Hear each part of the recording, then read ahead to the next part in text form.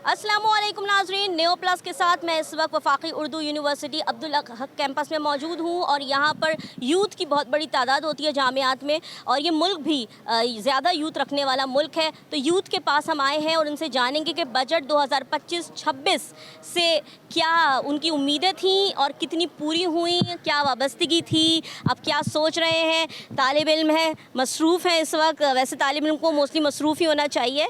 Azlan साहब काफ़ी अच्छी आरा रखते हैं आप बजट्स वगैरह के हवाले से, करंट अफेयर के हवाले से। तो आप हमें बताएं कि 2025-26 का जो बजट है, वैसे तो काफ़ी मज़ाहिया गुफ्तगूएँ भी हो रही हैं इसके बारे में सोशल मीडिया पर कि तालीम के लिए वजीफ़ा रखा गया है रब्बी ज़िदनी इल्मा और सेहत के लिए रखा गया है हुवा शाफ़ी। तो क्या कहेंगे इस हवाले से आप? फ़र्स्ट ऑफ़ ऑल आपका बहुत शुक्रिया कि आपने मुझे चांस दिया बात करने का। और जैसे आपने कहा कि तालीम के लिए बजट रखा गया है रब्बी ज़िदनी इल्मा और हुवा शाफ़ी वाला, लेकिन एक्चुअली मैं यहाँ पे बजट के हवाले से बात करना चाहूँगा। तो बजट के हवाले से सबसे पहली बात तो ये कि भाई आवाम दोस्त बजट है ही नहीं। ये जो बजट है ना, ये पब्लिक के लिए कोई रिलीफ इसमें है नहीं।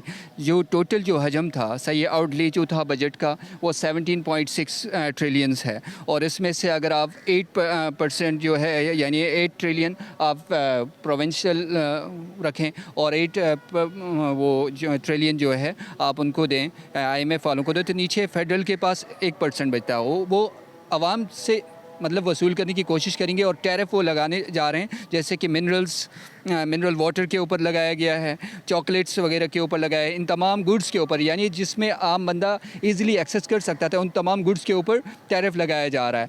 और दूसरी बात यह है कि टैरिफ लगाने के पीछे सबसे बड़ी मतलब वजूहात ये हैं कि भाई जो हमारी एलीट क्लास है उनके अखराजात कम करने के बजाय, उनके एक्सपेंसेस कम करने के बजाय उनको ऐशी प्रोवाइड करने के लिए, सही है, उनको लग्जरियस लाइफ देने के लिए हमारे ऊपर टैरिफ इम्पोज किया जा रहा है।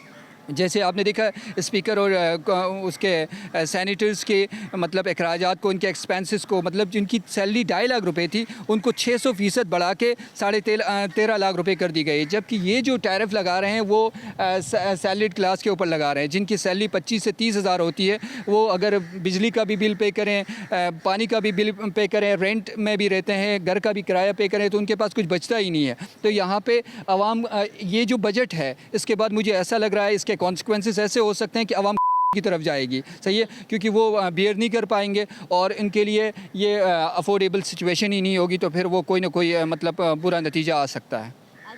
अच्छा, हमने एक तरफ ये भी देखा अजलान के जो बेनज़ीर इनकम सपोर्ट प्रोग्राम है उसको तो ये और मज़ीद दे रहे हैं, लेकिन दूसरी तरफ तालीम के हवाले से बात हुई तो उसके लिए तजवीज़ है सिर्फ। तो क्या कहेंगे, क्या ये ऐसा नहीं है कि मुल्क में आप बेकारियों की तादाद बढ़ा रहे हैं? मतलब आई एम सॉरी कि मैं बेकारी बोल रही हूँ, लेकिन मेरा पर्सनली ये मानना है कि इस तरह जो दिए जाते हैं, मेहनत से आप पीछे कर रहे होते हैं लोगों को, जबकि हमें तालीम, टेक्नोलॉजी, सेहत इस पे ज़्यादा बढ़ाना चाहिए। ज़्यादा यूथ रखने वाला मुल्क है तो यूथ के लिए इस तरह की पॉलिसीज़ आनी चाहिए थी जिसके मुंतज़िर थी यूथ, मगर नहीं आई। क्या कहेंगे, इस तरह तो ब्रेन ड्रेन होता हुआ नज़र नहीं आ रहा? बिल्कुल ऐसा ही है। जैसे आपने अभी बात की कि भाई बेनज़ीर इनकम के ऊपर अगर आप देखें तो बेनज़ीर इनकम का तरीक़ाकार ये है कि इसके ऊपर बहुत ज़्यादा करप्शन भी है, ट्रांसपेरेंसी बिल्कुल भी नहीं है, क्योंकि वो अपने मतलब बैंक अकाउंट्स में अमाउंट बढ़ाने के लिए इस तरह की वो तजावीज़ दे रहे होते हैं। पिछले साल भी उन्होंने 500 खरब इतना कुछ उसके लिए रखा था बेंजीन, जबकि तालीम के लिए उन्होंने पिछली बार भी रब्बी ज़िदनी इल्मा वाला वही वो रखा था, और इस बार भी ऐसा ही है। क्योंकि ऐसे तालीम में और सेहत के लिए जब आप इंफ्रास्ट्रक्चर के ऊपर या एजुकेशन के ऊपर या सेहत के ऊपर आप अगर सही बजट नहीं रखोगे और इस चीज़ को इस्टेब्लिश करने की कोशिश नहीं करोगे तो फिर तो आवाम जो है, आम जो लोग आएंगे वो बेगर्स ही होंगे। जैसे हमारे वज़ीर आज़म ने भी कहा था, बेगर्स कांट बी चूज़र्स वाली कहानी है, सही है। तो वो हमें ज़बरदस्ती ये जो मिडिल क्लास है उसको मज़ीद वो नीचे मतलब डिप्रेस करने की कोशिश कर रहे हैं।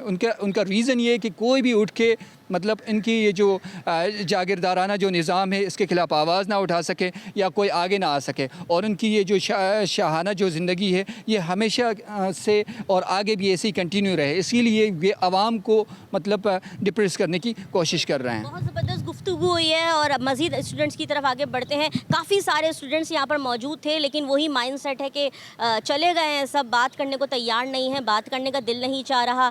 इतने ज़्यादा जो आवाम है वो नाला है स्टूडेंट स्टूडेंट्स जो हैं वो नाला है। मज़ीद बात करते हैं, खुल के बात करिएगा और बताएं हमें कि बजट 2025-26 से क्या उम्मीदें वाबस्ता थी, टूट गई उम्मीदें, क्या सोच के बैठे थे? अच्छा चलें, मैं अगर आपसे पूछूं अगर आपको बजट बनाना होता तो किस चीज़ पे आप ज़्यादा फोकस सबसे पहले मेन चीज़ जो है तो यूनिवर्सिटी लेवल में या जो एजुकेशन जो है, सबसे पहले मेरे को जो लग रहा है बाकी जो जितने भी ममालिक है वो तरक्की एजुकेशन से कर रहे हैं, क्योंकि सबसे पहले जो है मेरे ख्याल में एजुकेशन लाजिमी है क्योंकि अगर आप एजुकेशन नहीं दोगे तो हमारी जो मुल्क है और बाकी हमने देखा तो अफ्रीका जैसा हाल होगा हमारा।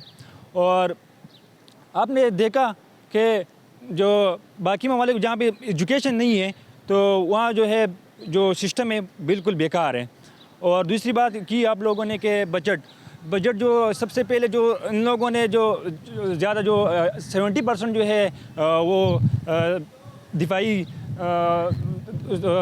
इदारे के लिए इन लोगों ने मुख्तस किए हैं 70%, तो मेरे ख़्याल से वो गलत है। और जो एजुकेशन और बाकी चीज़ों को जो सेहत और बाकी ये चीज़ें ज़रूरी है, बुनियादी चीज़ें हैं, इन चीज़ों पे फोकस करना चाहिए हमें, हमारे हुकूमत गवर्नमेंट को। और इन चीज़ों को लाजिमी है क्योंकि एजुकेशन हमेशा मुस्तकबिल जो भी मुस्तकबिल मतलब है कि हमारी एजुकेशन जो क्या कहते हैं, ये जो हमारी नौजवान नस्ल के लिए एजुकेशन लाजिमी है। बिल्कुल, हमारी नौजवान नस्ल के लिए एजुकेशन लाजमी। अगर हम जामियात का रुख करते हैं, जामियात की हालत इस कदर ख़राब है, अगर जो गवर्नमेंट यूनिवर्सिटीज़ हैं वो टूट फूट का शिकार है, उनके पास प्रॉपर लाइब्रेरीज़ नहीं है, प्रैक्टिकल्स रूम नहीं है, टेक्नोलॉजी की कोई चीज़ नहीं है। इधर उधर से स्टूडेंट्स जाते हैं तो मुख्तलिफ़ जगहों से टेक्नोलॉजी के कोर्सेज़ कर लेते हैं, बाकायदा इसमें प्रॉपर डिग्रीज़ होनी चाहिए। यहाँ मज़ीद स्टूडेंट्स भी मौजूद हैं, हम इनसे पूछेंगे कि ये बजट बेसिकली जो है किफ़ायत शुआरी वाला बजट है लेकिन ये किफ़ायत शुआरी गरीब आवाम यानी कि middle class, lower middle class के लिए, सैलरीड क्लास के लिए ही क्यों होती है? जबकि मोस्टली जो लोअर मिडिल क्लास और मिडिल क्लास है प्राइवेट सेक्टर में जॉब्स कर रहे होते हैं, और प्राइवेट सेक्टर को तो कभी भी बजट में इस तरह लिया ही नहीं जा रहा होता, उनको तो बेचारों को पूछा ही नहीं जा रहा होता कि उनकी सैलरी कितनी होगी, बस एक तय कर दी गई है कि बस 36-37। तो क्या इस दौर में कोई 36-37 हज़ार में जॉब मतलब गुजारा कर सकता है? वो शख्स जिसने मास्टर्स एमफिल पीएचडी किया हुआ हो, वो भी बेसिकली अंडर एम्प्लॉयड ही होते हैं, उनके हिसाब से उनकी जॉब्स नहीं होती हैं। क्या कहेंगे इस बारे में कि हमेशा से हम सुनते रहे कर्ज़ा, हम मकरूज़ कर्ज़ा, हम किफ़ायत शुआरी करेंगे। ये किफ़ायत शुआरी जो है ये सिर्फ हमारे लिए क्यों है? जबकि हम देखते हैं कि सेनेटर्स वगैरह की देखें तो वो इलाज कराने, भाई अरबों का इलाज कराने बाहर जा रहे हैं और उनकी सैलरीज भी बढ़ रही हैं। उनकी सैलरी डिस्कस हो रही है लेकिन मीडियोकर की बिल्कुल भी सैलरी को डिस्कस नहीं किया जाता, लेकिन सबसे ज़्यादा टैक्सेस सैलरीड क्लास दे रही होती है। सबसे पहले तो मैं आपका शुक्रिया अदा करता हूँ कि आपने मुझे बोलने का मौका दिया।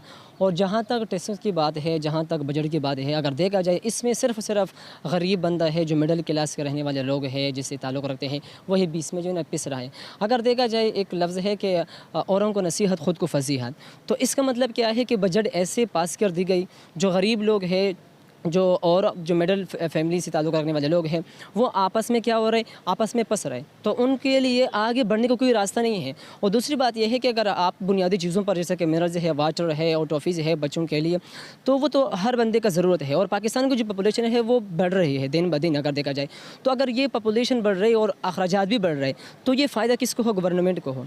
और दूसरी बात यह है कि देखा जाए तो जो मिनरल्स है, हमारे जो बेसिक चीज़ें हैं, यहाँ पर गर्मी कितनी शदीद है, तो हर बंदे को पानी की ज़रूरत है। तो फिर अगर ये चीज़ें हम देखा जाए हमें ज़रूरत है और हमें लेना पड़ रहा है, तो वही फ़ायदा अगर देखा जाए गवर्नमेंट को।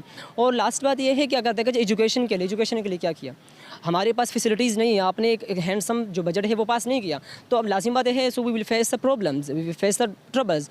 तो अगर देखा जाए तो इसमें जो गरीब बंदा है तो वो हो रहे, तो आई मीन इससे कोई बंदा जो है ना एग्री नहीं है कि यहाँ पर क्या हो रहा है क्या नहीं हो रहा है, तो ये सब अपने लिए हो रहे हैं। और जो आले लोग हैं, जो आला पोजीशन पर है, आला दर्जे पर है, तो उनके लिए फ़ायदा है। लेकिन गरीब इसमें जो है ना वो नहीं है, स्पेशली स्टूडेंट है, जो यंग यूथ है, इसके लिए कोई फ़ायदा नहीं है। क्या सोचा था आपने कि क्या होना चाहिए? वैसे अगर मैं आपको मौका दूं बजट बनाने का, तो आप किस चीज़ पर सबसे ज़्यादा बजट रखते हैं? ऑब्वियसली सबसे पहले अगर देखा जाए यूथ के लिए, और दूसरी बात यह है कि एजुकेशन के लिए, और इसके साथ साथ जो गरीब लोग हैं जो आपस में ज़िंदगी जो है ना बसर करने के लिए वो मुख्तलिफ़ किस्म के जो मुश्किलात है वो फेस कर रहे हैं। तो अगर हमारा जो तालीम है वो बेहतर है तो लाजिम बात है पाकिस्तान आगे बढ़ेगा, तरक्की की जो राह है यही है।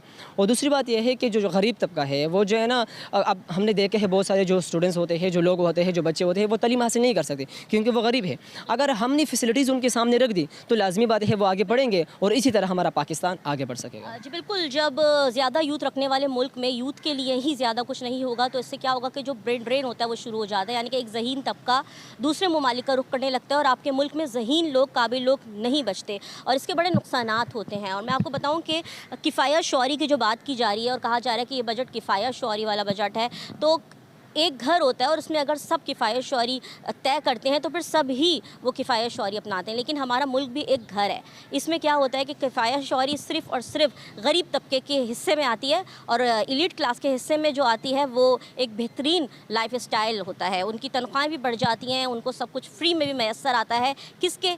आवाम के पैसों से। और गरीब आवाम को कह दिया जाता है कि ये बजट इसलिए हमने किफ़ायत शौरी वाला बजट पेश किया क्योंकि हमें मुख्तलिफ़ कर्ज़े उतारने हैं। और जो बात कही जा रही है, वैसे तो ये एक बात तंज़िया और मजाकन कही जा रही है कि तालीम के लिए रब्बे ज़िदनी इल्मा का वजीफ़ा है और सेहत के लिए हुवा शाफ़ी का वजीफ़ा है, लेकिन हकीकत अगर हम देखें तो बिल्कुल ऐसा ही है कि तालीम अब आप बस रब्बे ज़िदनी इल्मा पढ़ पढ़ के ही तालीम हासिल कर सकते हैं। और अगर आप हस्पतालों का रुख करें तो आप बहुत मुश्किल हो जाता है हस्पतालों का रुख करना। गरीब आवाम के पास इतने पैसे नहीं होते कि उनको मेडिसन्स और ये सहूलियात मैसर हों, तो वो बेचारे घरों में बैठे हुए वो शाफ़ी ही पढ़ सकते हैं। तो मुझे सुमैया खुर्शीद को कैमरामैन बाकर रज़ा के साथ इजाज़त दें। न्यो प्लस देखते रहें। अल्लाह हाफ़िज़।